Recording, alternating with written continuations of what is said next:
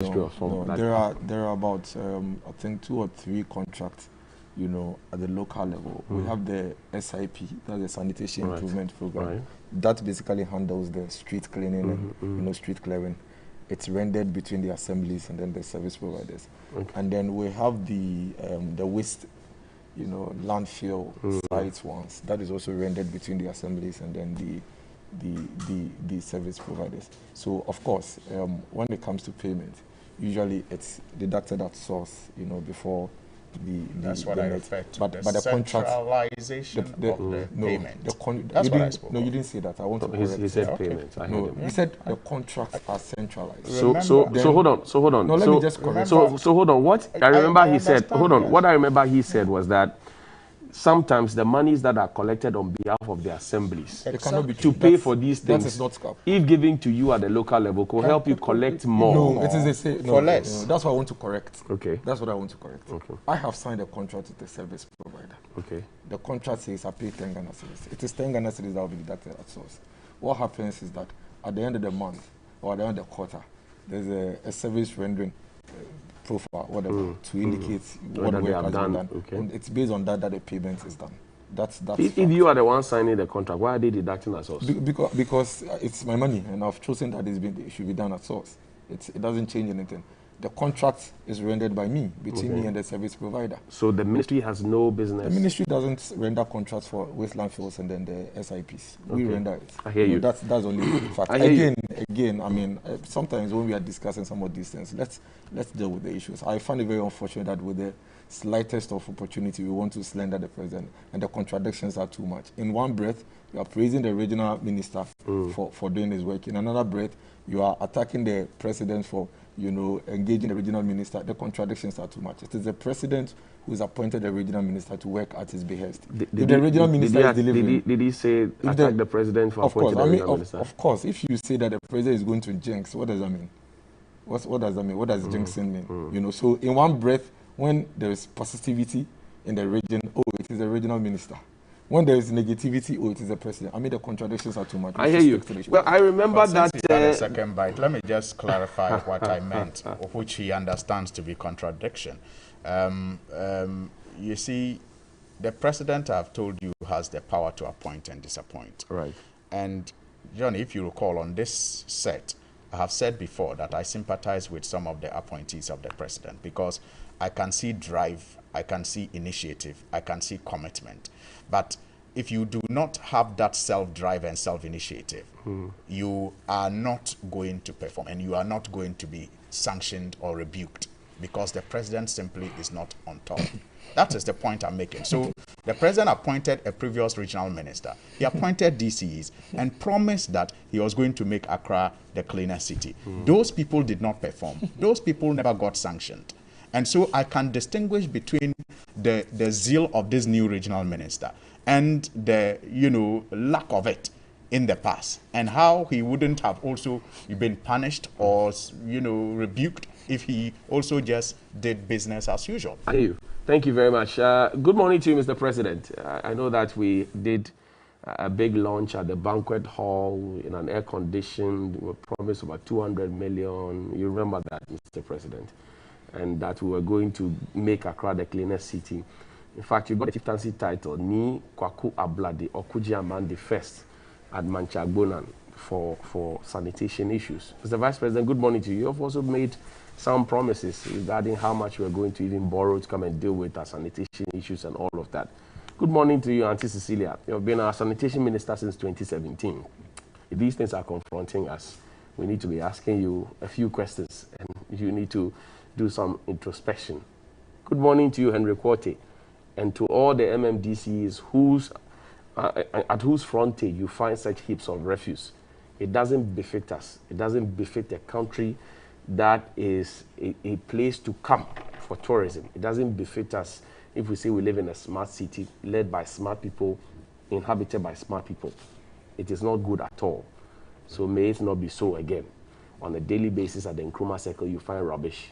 That is not good. It is not good. Good morning.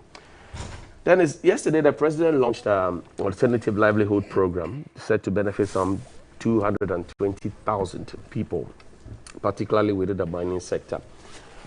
How different is this from the initiative of one district, one factory, one village, one dam, planting for food and jobs? Because I remember that when we launched those ones, we said they were going to be the alternative for people who were going to be taking off the pits of mining and those who are interested in logging, so that we create the jobs for them. How different is this one from those ones that are already up and running? Okay, Johnny, thank you. Nobody said that. When we launched the one district, one factory and the planting for food and jobs, we said that we're going to use those models to solve unemployment situations. So the issues are particularly also for those mining. It never said that. We never said that. Okay, I'll find the video for you and play it for you. Problem. So I want to. No, so I'll find the video and play it for you. Relax. Great. So relax. So just so you know that it was said. Let me tell you the main focus of the program. Of course, if someone loses his mining site, he becomes unemployed, and then he needs to work. So he can work under 1B, 1F. He can work under planting for food and jobs. But I'm saying to you that it was said. You said it was not said. I am saying so I say I'll find the video and play for you. The main objective of our policy, the main objective of our policy is broader than the point you are making. That's what I'm trying to say. Okay, that's what I'm trying to say. Please find the video for me. No, it's not necessary. Why is it not necessary? It's unnecessary because I am telling you that the main objective of the policy is not. Okay, go ahead. So I will play my video. Pick my words carefully. Thank you. It's not only to deal with illegal miners and those who are out of job in the mining sector. Okay. It is to deal with unemployment holistically. Thank you. That is the main objective. I will play my video regardless. Now, the point with the National Alternative Employment and Livelihood Program is to deal directly and solely with those who have been unfortunately be affected by the government's policy or program to save our natural water bodies and forest areas. You remember since 2017, this government has launched an onslaught on illegal mining, especially Galamsey, in especially some 5 regions. And this has led to a lot of challenges, especially when it comes to the economic situation of some of our citizens in these areas. You know, for years now, for some of these areas, that is how they've been surviving. Right. And this has actually been one of the challenges to our ability to win that fight against Galamsey. Because at the end of the day, people's economic survival is very important. That's right. And so if you tell them that you need to stop illegal mining so we can save our water bodies, and they go home and they are hungry, they are always going to have find creative and alternative means to come back and then mine illegally. This is what has led to the Ministry of Lands and Resources and the President yesterday launching this particular, program. And the idea is to introduce alternative livelihood, models for people who will be affected by the onslaught against Galamsey to engage in other economic activities. Okay. There are about 6 models. 6 models. Within this one? Yes, within this one. It includes apprenticeship, it includes skills development, it includes models like reclamation and afforestation, which I think is very important because it means then that there's a specific policy at this point to reverse all the damage that has been done to our water bodies and our forest areas over the period through Galamsey, and at the same time creating jobs for these people. It only gives the state the moral authority to continue on this tandem and win this fight. Because if at the end of the day, and of course, Johnny, you know that one of the challenges, one of the issues that our people have always been raising is, you have asked us out of Galamsey, what are we supposed to do? Right. How are we supposed to survive? So now there's an alternative. If you fail to take advantage of the alternative, then you cannot complain. Then again, the state also now has a moral justification to come after you and say that stop it because we've created an alternative. How much will a beneficiary under this program? I will not be able to tell. I mean, I didn't even hear that mentioned yesterday. Okay. And I'll not be able to tell. But whatever the case is, we cannot even begin to make that analysis because when it comes to Galamsey, Johnny, the amount of money some of them make from these things, there's no way we can say that we can, how do you call it, provide a direct commensuration of whatever job that we are giving them. The main purpose of the policy is have a more legal alternative way of surviving. Okay. So that you did not destroy something that all of us, our lives, you know, depend on. That's for me, it's critical. Nobody can begin to sit down and say that, okay, let's analyze. When I was doing Galamsey, I was making 100,000 a week, and so if you're giving me an alternative, let me make 100,000. Then what would be the motivation for them to stop? Because we are trying to get them to stop. We are trying to protect the environment, and we are trying to provide alternative jobs for them. They are even fortunate that as a state, we have decided to even create an alternative for them and not even prosecute them, because what they are doing, first of all, is illegal. You know, it's illegal. So they are even fortunate that as a state, all of us, you and I, who are affected by some of these negative activities, have come together and said, let's use our taxpayers' money to provide an alternative for them. They should embrace it, because you see, at this point where we've gotten to, we have decided that whether we like it or not, we are going to put a stop to this menace. And so if we are going to put a stop to this menace, and you are going to be affected economically, then embrace whatever the state is giving to you. Use that as a platform to build onto it going into the future. 220,000 to benefit. How did we come by this number? And is that to suggest that there are 220,000 young people engaged in illegal mining in this country? There may be less or there may be more, but at this point in time, the alternatives that have been provided, when the figures are worked, these are the numbers that could be, you know, engaged. You know, this thing has been running. The first phase had been running for a while now. I have one of the sites in my municipality, Richie Plantations, and I think I've been part of the lifting of 1, 2, 3 of such.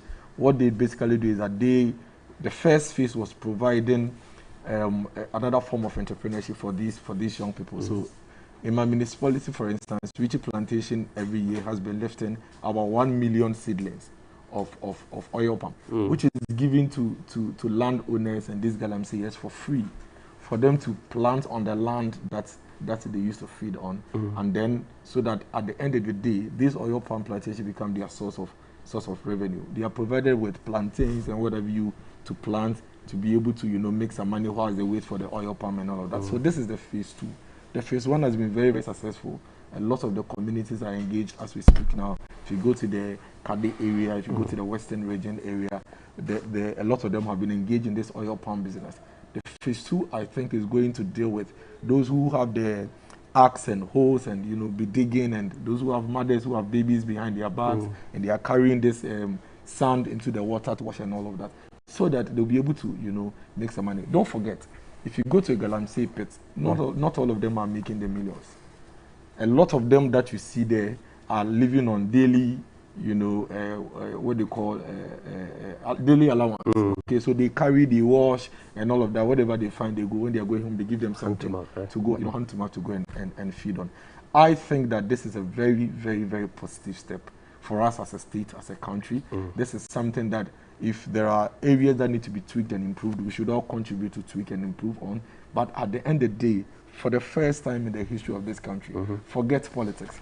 We are providing alternatives for our Galamseyers who are destroying our water bodies, and tell them, guy, stop destroying our water bodies. We need to survive as a people. Here, work on this. Once you work on this, you make money. And then our water bodies and our forest areas. My final question to you before I go to Alhaji.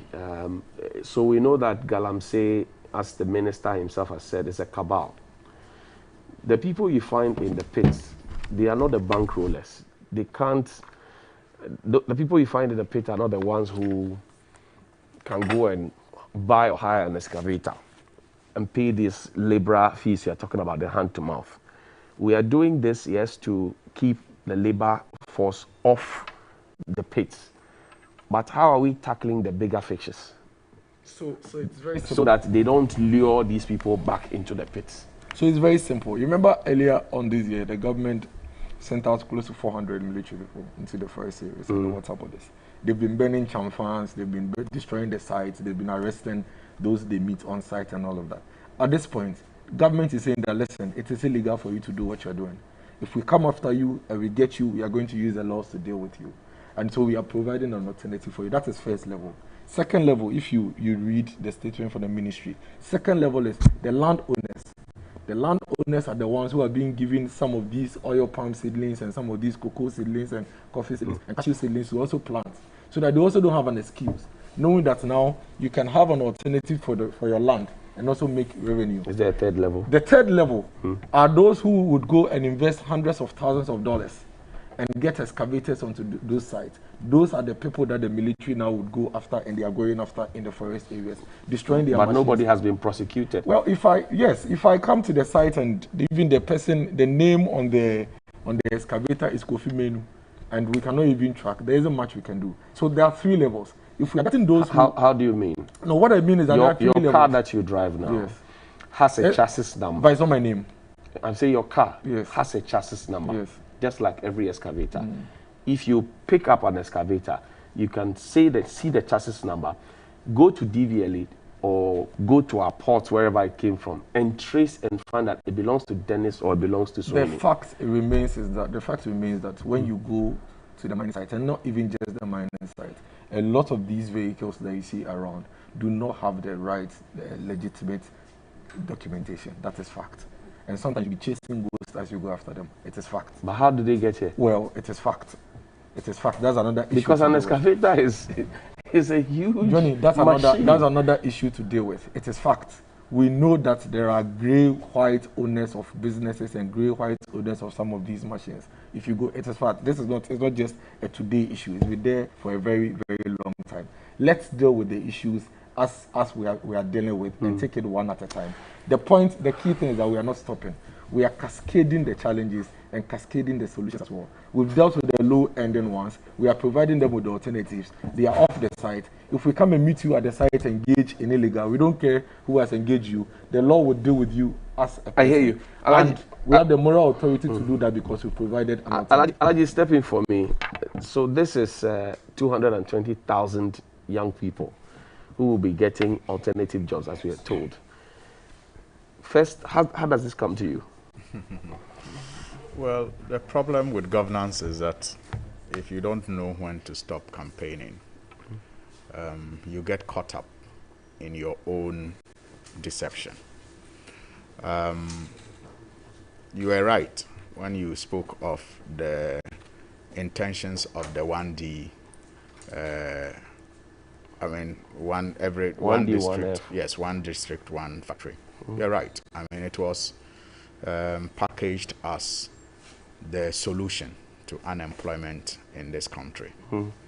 And the expectation was that the people who are lured to engage in illegal mining in these mining communities will have factories working in their district that will need their hands. And so they will be attracted to those factories away from, the dangerous mining sites that they engage in. So you're right. And again, Johnny, you recall that this government in 2019 also launched another program that was to deal with the scourge of illegal mining, the community mining project. Right. It was big, just like this one, big. So when you have a government that rules with platitudes and rhetorics, they are unable to tell you what the CMP has achieved, but they move on to the next big ceremony and event. And then they launch that also big, and perhaps they will move on, because the focus is not really on solving problems. The focus is on, presenting oneself as, committed to solving the problem. So it's more of a PR gimmick, I think, to show that something is being done. Because otherwise they would have been telling us the achievements of the CMP, the community mining project. How did it get, those engaged in that sector? And my friend here just made a valid point about how much people make from the mining sites and how difficult it is to provide them with alternative livelihood that can pay as much as they get from the mining pits. Right. So if the community mining project that was still supposed to keep them in the pits somewhat, but also regulate their activities in such a way that it did not affect our environment, could not solve the problem. I wonder why we think this is going to solve the problem, given our understanding of how much they make from those mining pits. Well, give them a chance. Well, I am saying that if we are actually, if our focus is really to solve a problem, we should be asking ourselves, how well did the CMP do? Okay. We should have answers to that. And is this, you know, to deal with fallout from the CMP? Okay, based on research. Based on research. Monetary evaluation. Exactly. We should be getting that information. Or is this just another ceremony? You know, is it the case that the CMP failed, and so the youth are still in those communities, either still engaged in the illegal activities, or they are not making as much as we thought they will make from the CMP, and so the CMP has become useless? What do you know? And so we are moving 400 security men into the bush. They've showed us things that they are picking up, things that they are burning up. Yeah, that is a separate thing, and I have spoken about, you know, my uneasiness with that approach. In fact, on the floor of Parliament, I've raised it several times, you know, and that is a separate issue.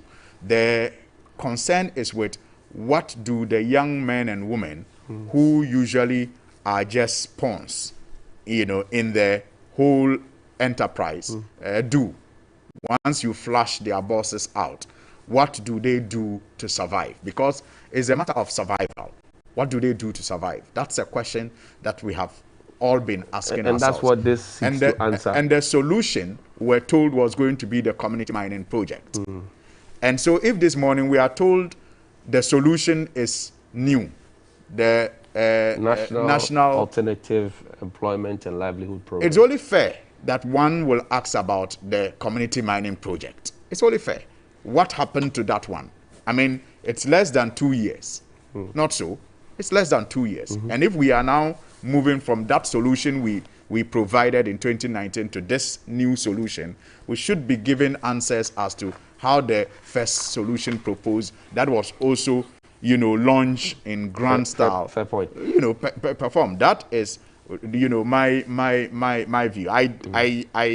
My thinking is that this will also just be another ceremony, and if we are not very careful, a year or two down the line, another platitude or, you know, very catchy phrase will be launched and put on our front page. But the problem with illegal mining has to be dealt with, and over the years, how do we do it? Because over the years, I see the small fishes being caught, paraded, and the big guys are not brought to the fore. So that is what we have to deal with. I mean, clearly, there has been evidence that big wigs in government with strong connections have been involved, you know, in this enterprise. And because of their influence, it has been very difficult to, you know, apply the law, even when we say we are out there fighting it. Indeed, at some point, even the person who was to lead the interministerial committee himself was accused by colleagues in the same party for engaging in those activities. So it tells you that, you know, the fish started rotting from the head. And that is what makes it even more difficult to be convinced about, you know, anything that is launched by way of dealing with the problem. Now, in a related matter, let's look at youth unemployment. And yesterday, the young people that we saw at the Elwak Sports Stadium for both immigration service and fire service, some of those we spoke with say they are going on to these recruitment processes because they can't find jobs. Maybe you play a bit of the video for us, how people were rushing to and fro at the Elwak Sports Stadium. And I'll put that question to Dennis. Dennis, increasingly, the numbers of young people who step out at any given opportunity to say, we want jobs, is becoming frightening. Today, we are on the 27th of October, correct? we're going 28th, 29th, 30th, 31st October, NAPCO ends. Where do they go, for example? All the young people that we're seeing, and it's worrying. They're paying 100 Ghana cedis to buy forms. They are running around the place, and I can tell you more than half of them will go home with nothing, and the process starts again. What help is there for them? Johnny, before I come to that, it's important that we clarify a lot of issues that Honorable Sweeney through. So let's probably do some quick education. Community mining scheme was introduced to sort of ensure that mining in communities are done responsibly. Okay, the mining in communities are done responsibly within some of these areas to reduce the hazards and the risk that these are people who engage in it, suffer. And so, just so Honorable Suyini is answered, that what has been done so far with the community mining scheme. So you have detail to share. 4,000. We've had about 4,500 of our people, trained at the University of Mines and Technology. UMAT. Okay. Yes, UMAT. And so far, 14 schemes have been launched, in this. So if you go to Insiana, that's Amanse West District. If you go to Tinga, Bole District. If you go to Meriwa, Obuasi Municipality, Ayase, Obuasi East. We also, Obuasi Municipality, Adomenu, Adanse North, Aketechi Eso, Amansie Central District, Jura, Nzema East, Akango, Nzema East, Aboso, Prestia, Huni Valley, Bekwai Municipality, Adinkwaso, Adanse Aspa District, Subruso, Adanse South District, and Ariebo. These are the schemes or the programs that have been launched and have been operating since June. He wants to know how it has impacted the fight against Galamsey. Close to about 126,000 direct and indirect jobs are being created through these programs. So that is the answer. So he wants an assessment of. I have just given you the figures. How? Okay. I've just given you the figures. So if it is that successful, why are you not expanding it? Why are you launching it? Wait. Let me allow him. Let me answer. So you see, in dealing with the Galamsey, assuming that the figures, the NDC do not understand. That's why they are unable to. Okay. So explain to us. Let me make this point. The NDC do not understand the Galamsey menace, and that's why they are unable to solve it in 8 years. You have power now. Allow us. Yeah. So that's what we are solving. Okay. So I'm telling you that the challenges within the Galamsey sector is multifaceted, okay? And that is why we are introducing programs and projects to deal with the issues. And I'll explain to you. If you go into the community, okay, there's a kingpin that owns a concession that brings young people to come and mine for him illegally and doing it irresponsibly. That kingpin is being taken under the community mining scheme to UMAT to go and study how to mine safely and responsibly. And then under these 14 schemes, he now comes back into the community, still mining under the small-scale scheme as the law prescribes, but this time mining responsibly and employing people. That is one phase. We have 14 of it. A lot more are being done. That is one phase. Second phase, we still have people who are just under their cocoa farms and inside rivers doing their own things, okay? And they're also employing people who are working by day and making money, a lot of money, okay? All these people need to be captured one way or the other. And that's why the second level of these programs have been introduced to ensure that the mother, who is not a kingpin, who doesn't own a small-scale concession and carries a baby behind his back, would get something else. So you are saying that 126,000 people have been giving jobs? I said by this. I said these 14 schemes are supposed to create 126,000 jobs. As we speak, 65,000. Don't tell me suppose. No, let me give you 65,000 jobs have been created on these 14 schemes. Okay, that 65,000 people that you can count. Yes, under this scheme. And how much do they earn? I don't have that figure. So I thought the person who sent it to you. Please, nobody sent it to me. I have the figure here. I have the data here. I'm Okay. giving you a direct response. So as we speak, that is the community mining scheme. He has no understanding of it. And that is why for 8 years they were unable to solve it. Listen, the Galamsey issue is a very complex situation that requires clarity in thought and a lot of things going into the thought process. And that's what the government is doing. I've explained to you. You have had 6 years. There are people. You have had 6 years. What has changed? What has changed is that we have trained 4,500 people heated to doing illegal, irresponsible My water mining. is still brown. But it doesn't matter. We are making progress. It matters. No, we are making progress. We are not stagnant. They were stagnant for 8 years. At least we are making progress. You call them incompetent, so it will make meaning if you keep comparing yourself to them. So that is why I have given you figures. So we have taken 4,500 people who were heated to illegally destroying our lands off. And we are still adding onto the numbers. And then when you come, and you hear that we have made progress in phase 1, you said, oh, but if phase 1 worked, why are you introducing phase 2? And I'm educating you that it is multifaceted. The guy who owns the land. So the community mining project is phase 1. Is that the case? Yes. And then then this new one is phase 2. No, we even have a phase 2. Okay. The phase 2 was the initial one that was providing alternatives for landowners.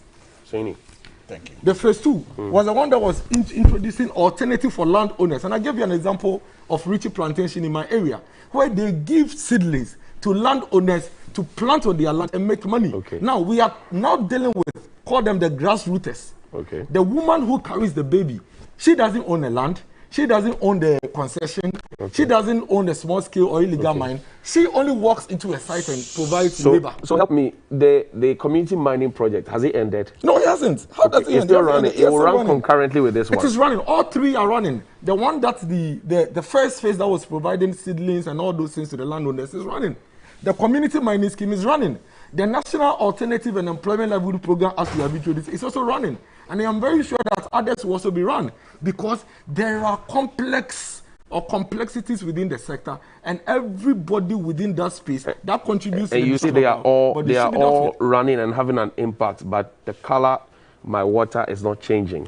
But the color and water will change when we succeed finally at this. It is a process. After 6 years? But this, why? It's been destroyed for 12, 8 years, 16 years. How do you expect it to change in a year or 2? I thought that Professor Frimpong Boateng, the ministry that he led, the Ministry of Environment, Science, Technology and Innovation, they had put on their website that we had done 97% of the fight against Galamsey, and that we were left with 3%. Fast forward, Abu Jinapor becomes minister, and the first thing he does with Kojo Oppong Nkrumah and Madam Cecilia Dapa, who were all part of the interministerial committee on against illegal mining. In fact, Mr. Jinapor was a deputy chief of staff, so he would have had opportunity to see all the reports from the committee of 10 ministers, of which Kojo was part, Ambrose Derry was part, Cecilia Dapa was part, Dominic Nito was part, you can name all of them. Now, the first thing Abu does when he takes over as Minister for Lands is to then go on a tour to tell us that they were trying to understand the problem that they were supposed to have been fighting, which they had done 97%. And so I'm suggesting to you, I'm asking, that if all of these things are working, Professor Frimpong Boateng said we have done 97%, why are we coming back and struggling to do 3% to make up the 100? So you've actually dealt with the issue for me. So then it tells you that you do not have a single fit when you're dealing with it. Because it's been left with 3 minutes, or 3%. So then it tells you, if we are still here trying to find alternative solutions, then it tells you that anybody that comes to tell you that you did A, and why are you doing B doesn't understand the issue. It tells you how complex the situation is. We are here again because... I'm not trying... I'm not understanding. We are here again because even if you go there and get all the people off the water, economic situations that they find themselves in will push them back in there. At what time did the 97% that we had achieved, according to Professor Frimpong Boateng, which was put on the website of the ministry, at what point did they start deteriorating again? Because we're just left with 3%. At the point where 3%. At the point where the economic situation of the people, as they were taking off the river bodies, started getting worse, and they had no alternative. We didn't have a plan. Yes, at that point, these programs were not there. This program is being introduced now. So you see, that is, I want you to open up and understand. 2017, when the media started the Galamsey fight. Did you hear of any alternative program for them? Hold on. 2017, when the media started the Galamsey fight, and the government waged into it. I remember the government said, 1 district, 1 factory, 1 village, 1 dam, and all those ones were going to support in creating jobs for them. I'm glad you are now using the right word, support. In fact, there was a Ghana map that was put out there and showed which district had which raw material and which factory was going to be situated where. Efija Kwabre South. Agricultural, no, not Efija Kwabre South. Shama district in the western region. Keda Ceramics Company Limited. There's some illegal mining there. They have a factory there. Wasa East, Narubis Limited, processing of natural rubber. There's some illegal mining there. They have a factory there. Himai Lower Dentra in the central region, Bloomfields Limited, they process cassava. There's some illegal mining there, they have a factory there. Himai Lower Dentra, Central Oil Mills Limited, production of and processing of oil palm. There's some illegal money there. They have a factory there. I'll be happy if you tell me. I'm here, so let me please. I'll be happy. No, let's go back to the factories. I'll be happy if you tell me, for example, factory A, there's some illegal mining here. Factory A is employing X number of people. Oh, but you see, then we're making progress. Then we are making progress. When you start shifting, I'm not shifting. Let me make my point. When you start shifting and jumping from the argument, it becomes very. Which argument am I? Now today, on this your set, I've given you the companies and the locations and the districts. Right. Tomorrow or next week when I come, I'll bring you the number that they've been employed for each of these companies. So they're satisfied. But if you are doing... Until I brought this up, the impression was created that these districts... I don't know who created, but the impression was created that this district didn't have the factories running. And I've given you the names of the factories. Send your reporters. Let them go. I can leave this data for you.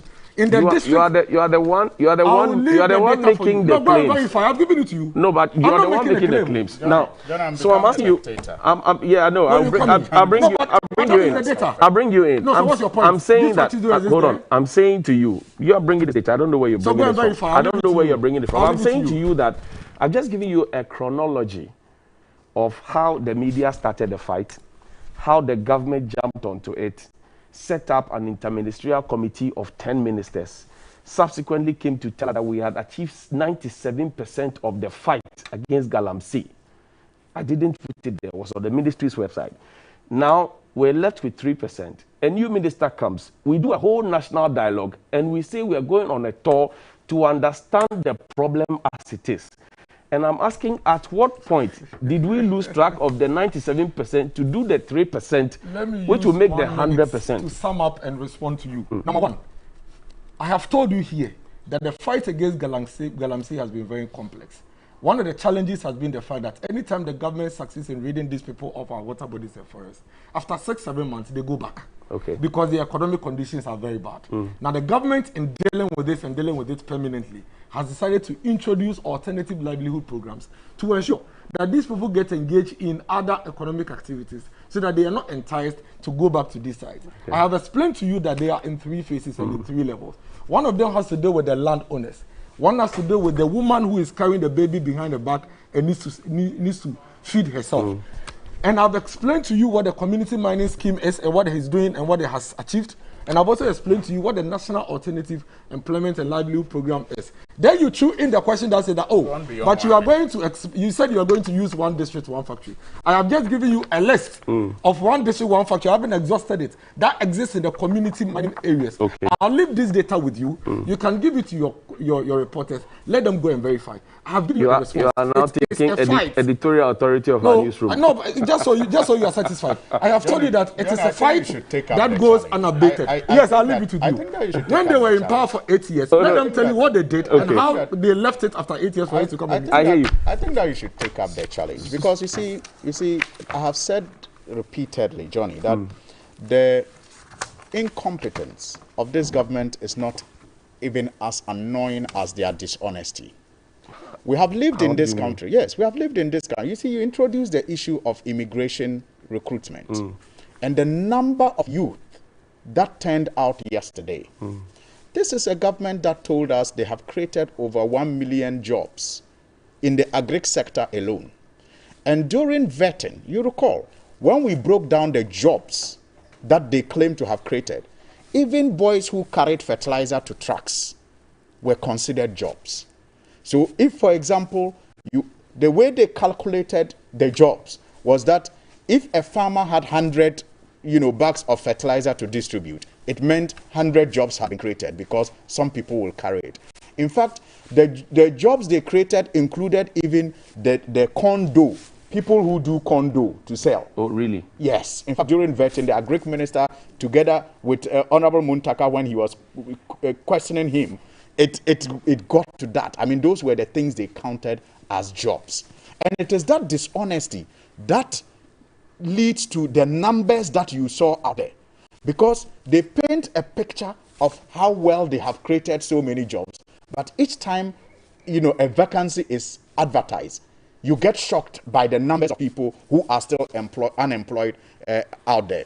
And that is why he quickly ran away from the topic of immigration and went back to that same deception, dishonesty of the factories they have created. Look, Johnny, again with the factories, we have in this country proven severally that some of the factories they claim they have established were already existing factories that they have just given, tax waivers to. Already existing factories. In fact, some of those factories are older than some of them. But they have captured them as factories that they have created. But if the government supports a factory, supports a business person... But I'm saying that this is what every government has done in the past. Okay. In fact, the pharmaceutical industry was supported tremendously under the NDC. We did not go to erect signboards in front of those pharmaceutical industries as industries that we have created. So I am saying that we have proven time and again that even in some districts that they claim, in fact, in my area, they talked about a tricycle factory that they have created. That tricycle company has been in Gumani assembling tricycles when we were young. But they will capture it in this data as factory they have created in Tamale. That is the level of dishonesty. That's why I'm saying you should take up this challenge. And you may just be surprised at what you will see when you go to these factories. And the history of these factories. And the workers that are there may just be workers who have been working there since 19Choboi. If they have not gone on retirement. They may not have just employed anybody since, this government came into power. But maybe just some little support by way of tax waivers in some cases, they capture it as a factory that they have established. And they can spew, that on national TV. And just the last one, Johnny, please. Because when I see the young people gathered, please, it Johnny, hurts my heart. The last one. My brother, he talks about, the fight against Galamsey being multifaceted.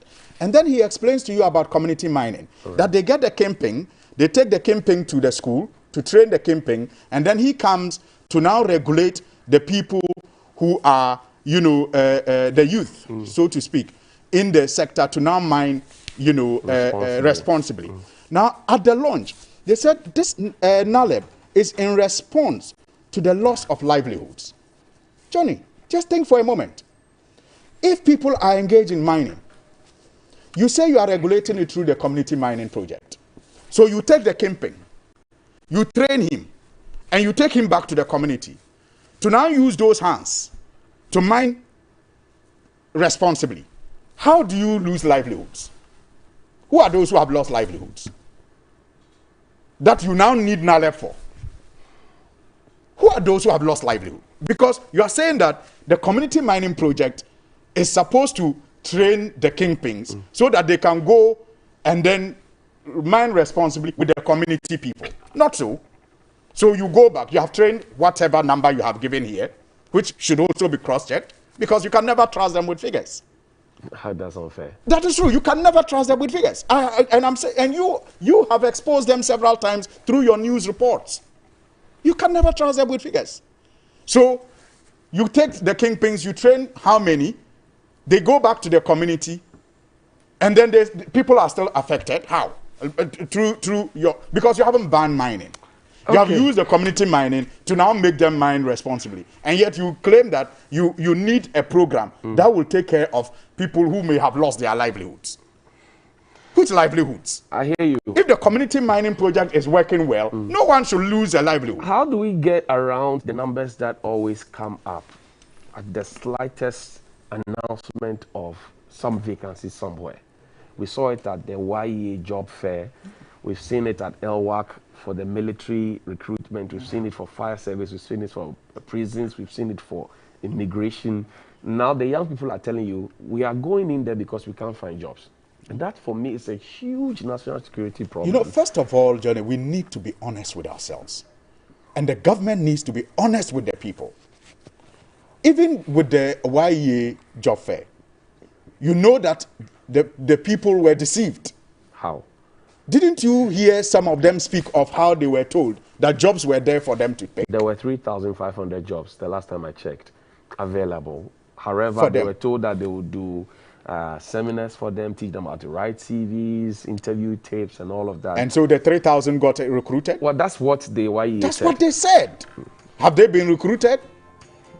That's what I'm saying. First of all, you have to be honest with the people. The finance minister at least has tried. Even as annoying as it is, He has tried to be honest that we are faced with this challenge. Because you see, if the people do not appreciate the problem that we are faced with, they may begin to think that people who are in responsible positions, who are supposed to make life better for them and create jobs for them, you know, are wicked. I hear you. And that is what can lead to, you know, uprisings and the like that we have don't want experienced. to get there. Exactly, we don't want to go there. But I'm saying we need to be honest with the people and stop this deception of churning out figures and churning out, you know, achievements that do not exist, I hear you. that do not make any impact. That is the numbers that come out each time these announcements are made, and we will have some more on our hands in 3 days when NAPCO ends. National service has ended. The numbers are there. For me, as a young person, it hurts. And I don't know what you say from a government point of view.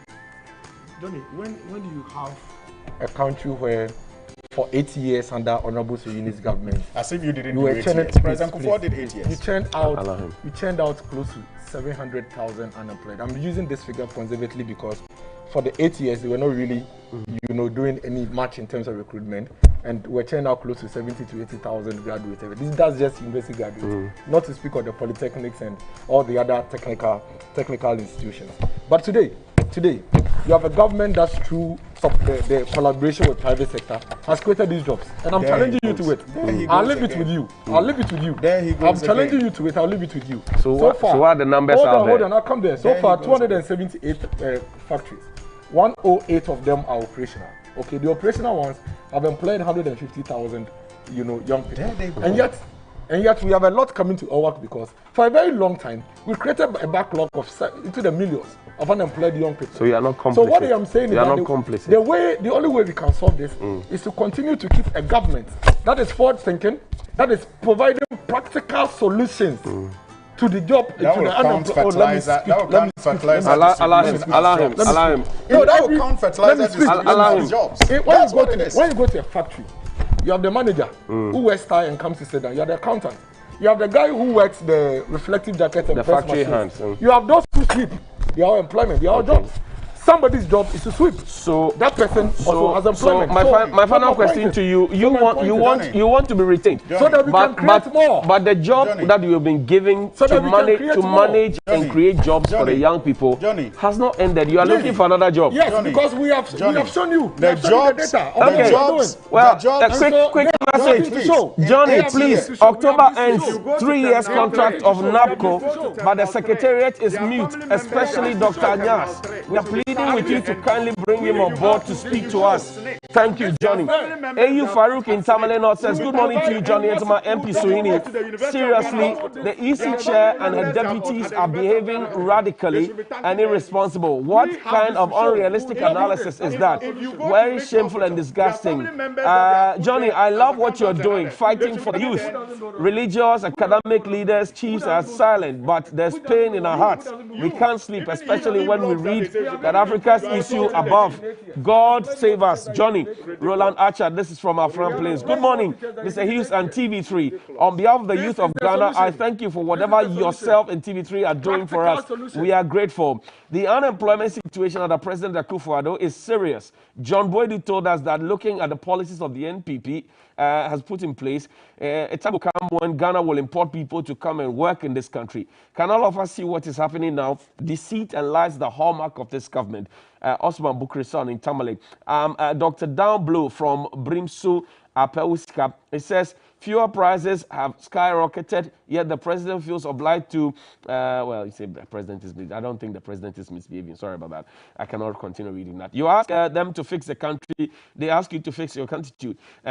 You ask them to provide you jobs. They lied to power. They are asking you to create your own job. They promise to build an harbor with no strings on them that they tell you they can't do because it was a gratuitous promise. They say they have created over 2 million jobs, yet graduates are choking everywhere for jobs. They said they are implementing planting for food and jobs, yet 4 cedis KK does not satisfy me. They kill to win power, yet elections is not free and fair. Good morning, my only mentor, Johnny. I hope you guys are doing well. The only thing I like about you is you always say it as it is. It doesn't matter to which political party Keep it up. This from Johnson, East Legon.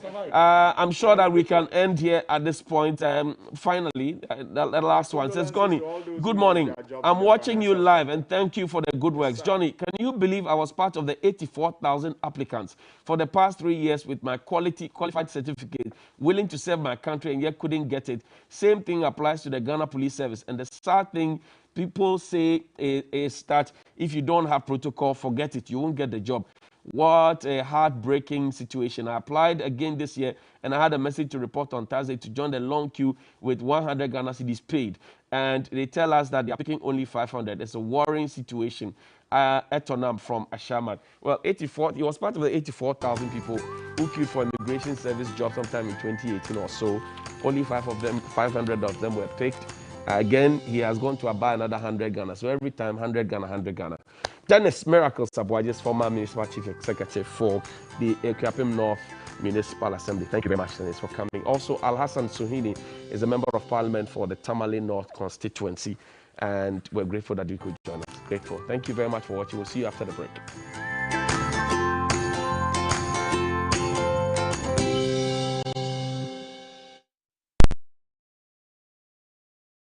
Hello, viewers.